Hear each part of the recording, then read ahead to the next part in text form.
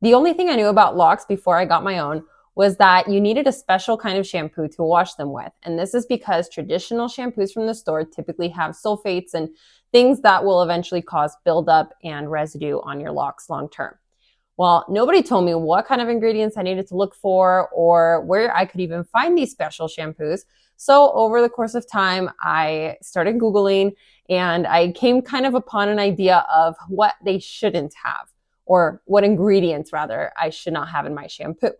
My first shampoo actually was from She Moisture, I think is how you call it, is this brand that it was some clarifying shampoo, and ultimately it left my locks feeling so sticky and they felt strange. So I switched over to a different shampoo, and that is the one that I currently use. And over the last 7 years, it's the only one I've actually used and I absolutely love. So it's definitely one of my recommendations, which we'll get to in this video. But I think before we get into that part, actually, I want to talk about the impact that shampoo can have on your locks, because every person has a different scalp pH, a different hair type, a different way that your hair and your skin absorbs nutrients and oils and that kind of thing. And the water that we wash our hair with is also very different. So hard water versus soft water could have a very different impact on the shampoo and the way that it works in your hair and lathers.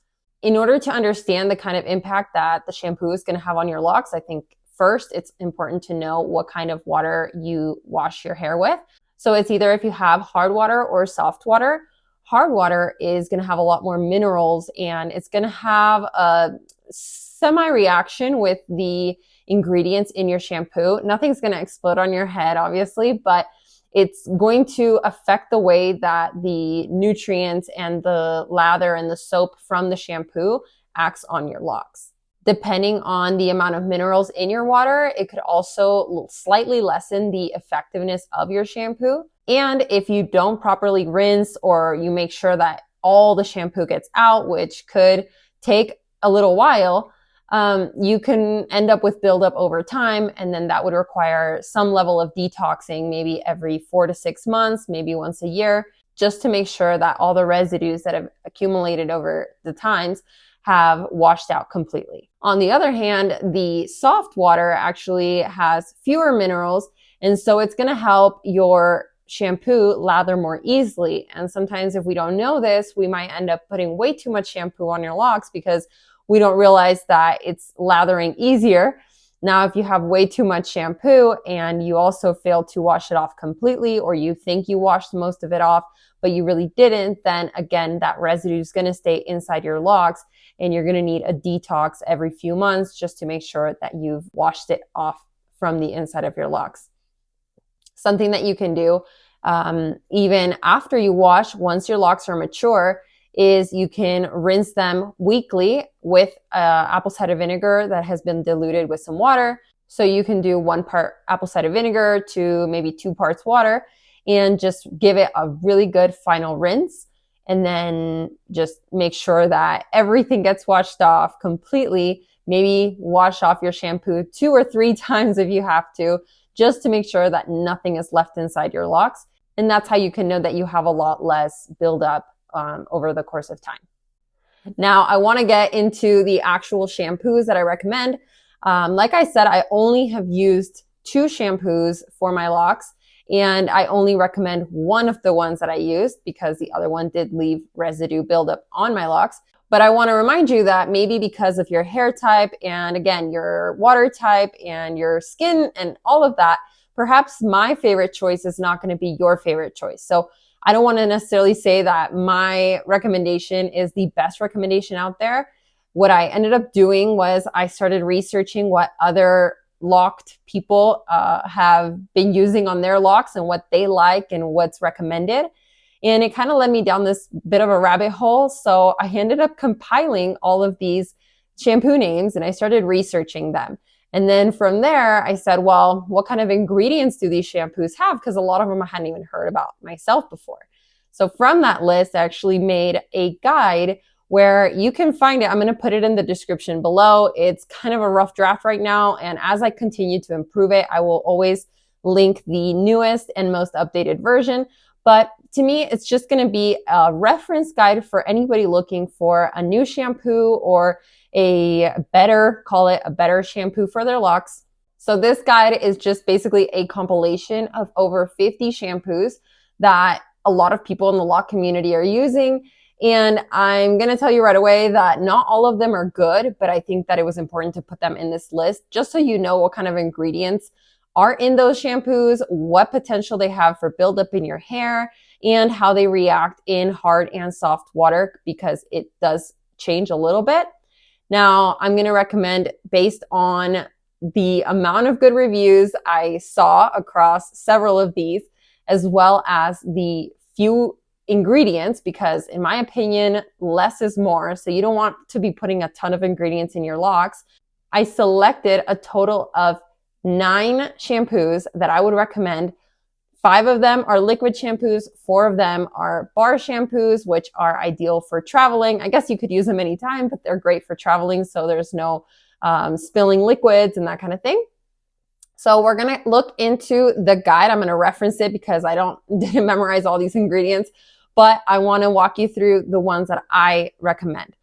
Now, my absolute favorite one, and the one that I only use, is the Trader Joe's Tea Tree Tingle Shampoo. This one, if you can get to a Trader Joe's and buy this one in the store, it's going to cost you maybe $4. I think on Amazon it costs upwards of $14 or more. So if you're near Trader Joe's, stock up on that. I highly recommend, well, test it out first, and then if you like it, you can stock up on it. But essentially, it's water-based. And by all means, all of these should be water-based because you want it to be washing off your locks. But anyway, it has tea tree oil, peppermint oil, eucalyptus, rosemary, nettle, thyme, birch leaf oil, chamomile, clary sage oil, lavender, coltsfoot leaf oil, yarrow, mallow, horsetail, and a few other ingredients just kind of to make it soapy, to improve the lather, and also to preserve it. But all of these are naturally derived and they are great for your hair. But once again, you want to ensure that you're always washing off your shampoo 100% before you get out of the shower. That way you know that you're not going to have any residue. And trust me, you'll feel it once your hair dries. If it feels a little sticky, or just kind of sometimes you'll touch your hair and you'll feel something on your hands, then rinse it again. You just want to make sure that you don't leave any shampoo in there. The second shampoo I want to recommend to you is called, it's the Pepe Le Rosemary by Dreadlock.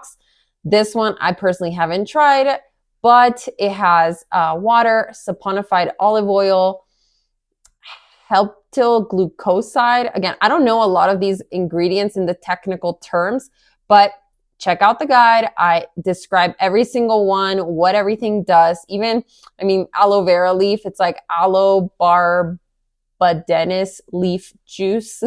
That's one of the ingredients. They're all the technical terms. So I broke it all down for you so that there's going to be no second guessing. And anyway, it has grapefruit seed extract, rosemary, peppermint, coconut oil in a soapy form. Again, lots of natural ingredients. And the lock community apparently loves this shampoo. And the fact that it has rosemary also, that's really good for hair growth. So that's one that you could definitely check out. The next one, it's Nappy Locks Shampoo by Nappy and Happy. Several people also mentioned this one being really good. And the reason I chose it is because it only has 2, 4, 5 ingredients. So again, less is more. The fewer ingredients you can put in your hair, the better. This one has water, coconut oil, grapefruit peel oil, peppermint oil, and tea tree leaf oil. Now, if they stop making my Trader Joe's tea tree shampoo, I probably would try this one next. Mainly because the reviews were really good, and also because it's a lock company. So if by all means you can support other companies that are making products for people with locks, and typically they're small businesses owned by lock wearers, then I encourage you to do that as well. Which brings me to the next shampoo, which is from Nia the Lock God Shampoo. And based on the reviews, I couldn't find one shampoo. She has several different scents. I couldn't find one that was not better than the others. So people were raving about all of them. And her, like the base ingredients that she uses are aloe juice, saponified oils. So it could be like coconut, shea butter, sunflower oil, jojoba oil, and vegetable glycerin. And then she includes, different scents. So for one example, she could be using either peppermint, rosemary, lavender, tea tree, eucalyptus, that kind of thing. All the ingredients are listed on the same page where she sells it. So you can, see what exact ingredients are in each of the shampoos. But anyway, she uses a lot of essential oils and basic carrier oils that are saponified to create that lather. The next shampoo is from Raw Roots, and it's called the Raw Roots Hydrating Dreadlock Shampoo. And this one also had a lot of incredible reviews. And yeah, it has apple cider vinegar. It has a few ingredients I can't really pronounce, but they're derived from sugar, vegetable glycerin, another complicated ingredient that is derived from coconut. So these are naturally derived ingredients. Go check the guide and read every single one of them, so then you feel comfortable in what you're putting in your own hair. They put chamomile in there, lavender, rosemary, geranium. So a lot of good stuff in there. And those are my recommendations for the liquid shampoos. Now moving on to the bar shampoos. My recommendations start with the Apple Valley Natural Soap Peppermint and Tea Tree Shampoo Bar. This is one that I'm really looking forward to trying. It has quite a few different oils, saponified oils of like coconut, olive, castor oil, sunflower oil, jojoba, shea nut, mango seed, butter. Like that's a little heavy. So for a shampoo like this, you definitely want to be rinsing and rinsing and rinsing again. And there's rosemary, essential oil, peppermint, and tea tree in there. So all good essential oils. Another option is from Free the Roots is the name of the company. And they have several shampoo bars. I don't know if I recommend all of them, but this one in particular is called Cool Lemon Shampoo Bar. And the other ones have some level of clay. Actually, I don't know if all of them, but some of them do. So just keep in mind, make sure you always read the ingredients in all of them. But this Cool Lemon doesn't have the clay. It has saponified oils of coconut, sweet almond oil, shea butter, babasu oil. I haven't heard of this one before, actually. Castor oil, sunflower, and hemp seed oil. And then it also has aloe vera juice, lemon juice, spearmint leaf oil, lemon peel, lemongrass, vitamin E, calendula. So there's like a lot of really great ingredients. And yeah, I feel like this one would be really refreshing on your scalp.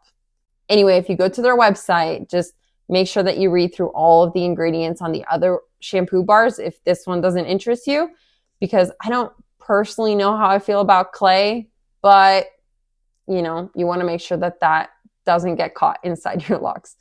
Now, this next one is one that I'm for sure going to be trying. It's called J.R. Ligritz is the brand name. Jojoba Original Formula Shampoo Bar.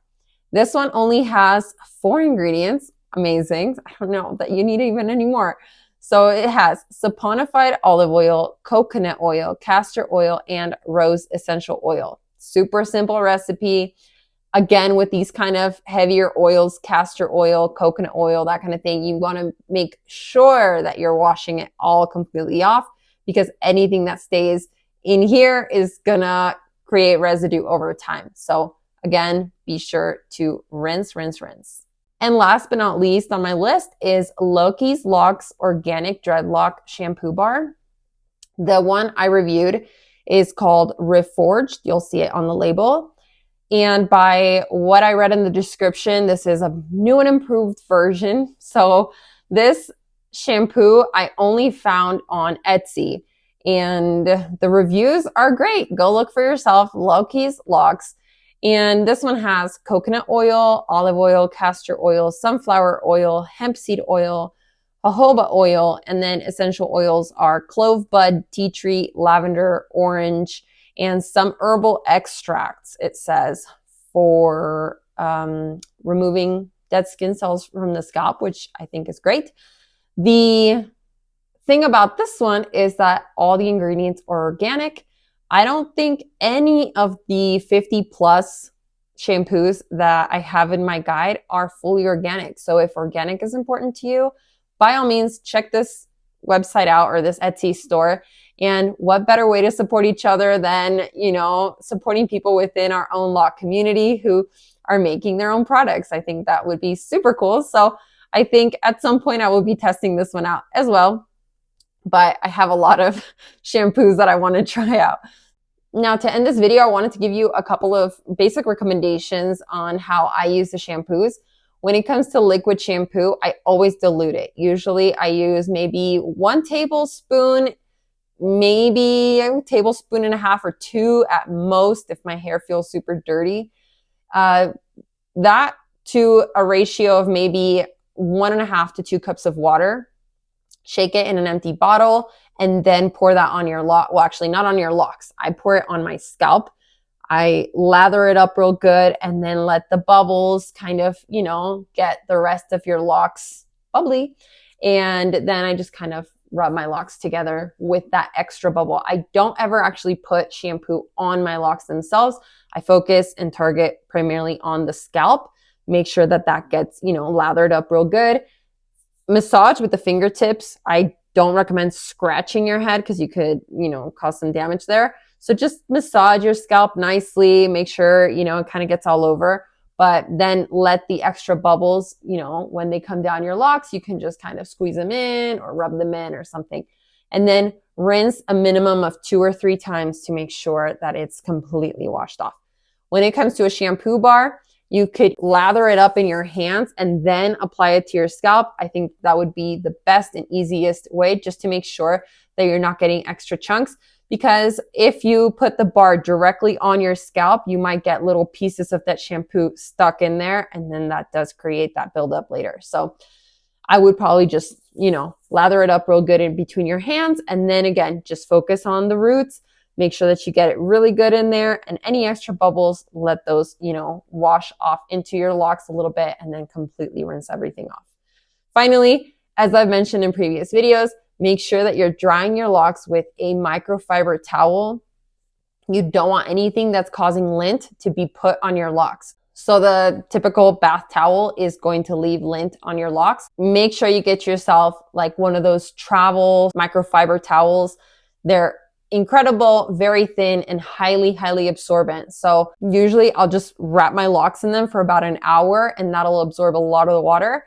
And then, yeah, after an hour, you just let them air dry for the rest of the day and you're good to go. And the last tip for washing your locks, make sure you're washing it as early as you possibly can in the morning. That way you allow your hair the entire day to dry, and then by the evening, you're not going to bed with wet locks. If by nighttime it's still a little bit damp, then blow dry them with maybe just the medium heat. You don't want to also go really hot, but you want to go maybe about medium heat, blow dry them, and then go to sleep once they're a little bit more dry.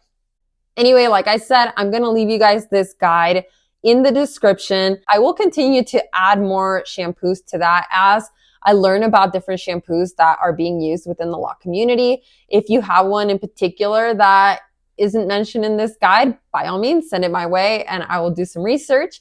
And you can find maybe a different shampoo that I didn't mention in my list today that perhaps, you know, you also want to try. Or maybe you're using a specific shampoo from that list and you come to find that some of the ingredients are actually leaving residue in your locks, and maybe it's time to switch it up and try something new. So I'm going to leave that for you. Every time I update it, I will always update this link. So you will always have the latest, most updated version of my guide. And yeah, I hope you enjoyed this video. I will see you next week for another one. Have a beautiful rest of your day. Bye.